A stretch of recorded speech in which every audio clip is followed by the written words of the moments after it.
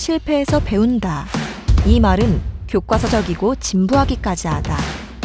하지만 안타깝게도 교훈 이후 비슷한 상황에서 같은 실수를 되풀이하는 경우가 많다. 과거의 영광이 더 이상 지속되지 않을 것이라는 위험 신호가 감지되었을 때 어떤 기업은 선제적 변화를 통해 재도약을 이뤄내고 어떤 기업은 위기 신호를 무시하거나 감지도 하지 못한 채 쇠락의 길로 접어든다. 기업들이 이렇게 다른 길을 걷도록 만드는 것은 무엇일까?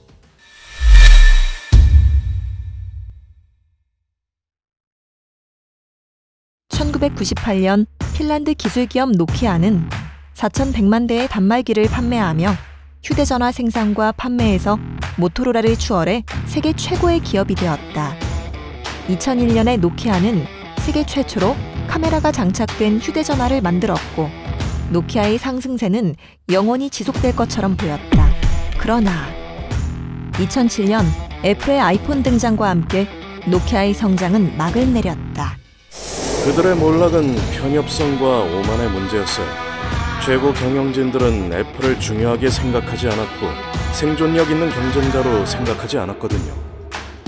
리더가 시장 흐름을 읽고 대응 방법을 아는 것은 기업이 성공하는 요인 가운데 하나이다.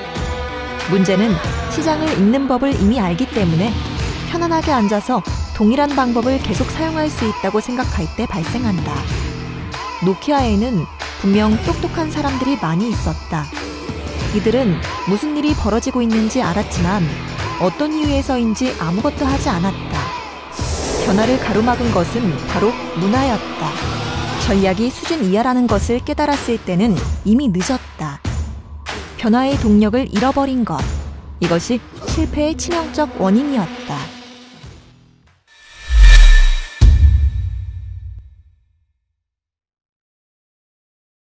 세계적인 외식기업 도미노 피자는 세계 80개국에 12,500개의 점포를 두고 있다. 도미노 피자는 30분 안에 피자를 배달한다는 고객과의 약속을 지켜서 성공했다. 하지만 10년 동안 이익이 감소하고 피자에 대한 좋지 않은 평가가 이어지자 2009년 도미노 피자는 현장에서 무슨 일이 벌어지고 있는지 객관적으로 살펴봤다. 그것은 맛의 문제였습니다. 사람들은 더 맛있는 피자가 있다고 생각하고 있습니다. 도미노 피자는 30분 배달 약속을 지키고 배달원의 안전 문제에 노력을 기울였지만 맛에 대한 무관심 때문에 수익을 갉아먹고 있었다. 도미노 피자는 고객에게 초점을 맞추기 위해 기업 문화를 개편했다. 최고 경영자에서부터 말단 직원까지 모든 직원이 피자 만드는 기술을 숙지해 매장에서 피자를 만들 수 있도록 했다.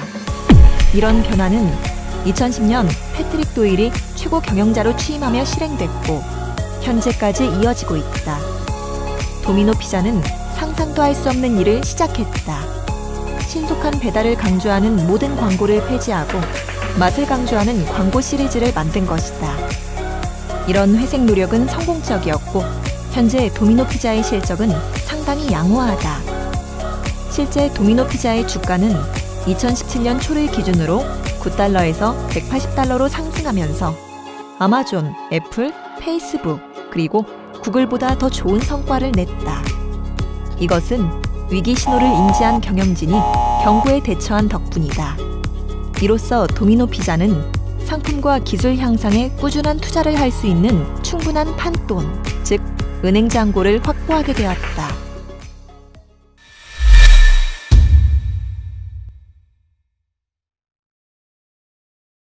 미국의 델타 항공은 따뜻하고 친절한 특성을 타고난 남부 지역의 환대에 뿌리를 두고 있는 항공사이다. 합병과 혁신적인 서비스로 수십 년에 걸쳐 성장한 델타 항공. 그러던 어느 날 델타의 문화를 시험하는 사건이 발생했다.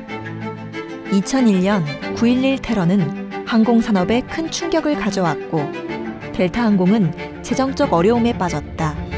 이후 5년 동안 연료비 인상과 세계적인 불황, 공항의 보안 강화에 따른 어려움을 겪으며 델타는 수십억 달러의 손해를 봤다.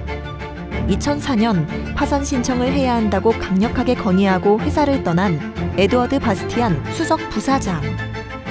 어느 날 그는 다시 돌아와 2015년 델타의 최고 경영자가 되었다. 그해 델타항공은 57개 국가 327개의 도시로 1억 8천만 명을 수송하면서 59억 달러라는 엄청난 이익을 기록했다. 항공기뿐 아니라 기초적인 기반시설과 기술에 대한 막대한 투자가 전략적인 변화를 위한 토대가 된 것이다. 바스티아는 고객이 최대한의 친절함을 느낄 수 있도록 모든 조치를 취했다. 먼저 도착지의 날씨와 좌석 업그레이드 가능성, 출발 시간의 지연을 알 수 있도록 탑승구 근처에 대형 스크린을 설치했다. 이것으로 탑승구 데스크 직원들의 잡무가 줄었고 그들은 긴급한 문제들을 처리할 수 있었다.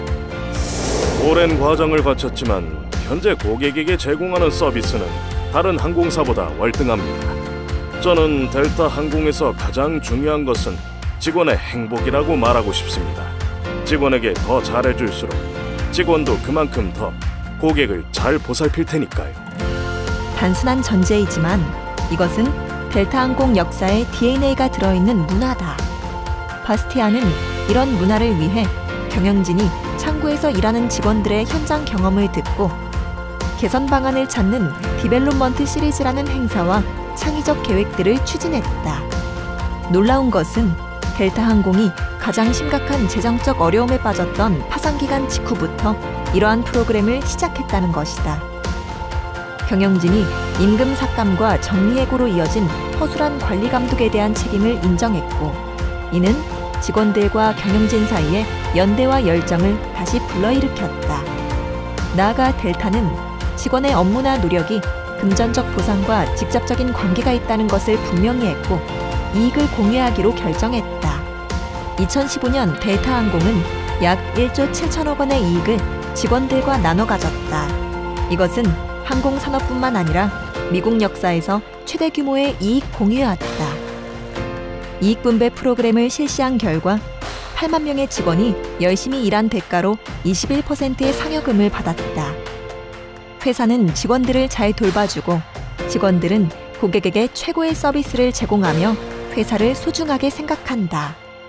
델타 항공의 계속 높이 상승하세요 라는 슬로건은 항상 개선하는 방법을 찾는다는 목표를 암시한다. 좋은 기업의 조건에는 어떤 것들이 있을까? 의미 있는 차별화와 높은 직원 만족도, 변화에 열려있는 태도, 그리고 분명한 목표 의식. 모두가 혁신을 외친다. 하지만 말뿐인 혁신이 아닌 현실에 기반한 실질적인 혁신을 원한다면 정확하게 상황 파악을 하고 구체적인 방향을 알아야 한다. 페이스북, IBM, CNN, 페덱스 등 글로벌 기업들의 사례로 배우는 급변하는 시대에 경쟁력을 유지하는 방법, 혁신의 시기를 알려주는 위기 신호를 찾고 변화를 실천하는 일.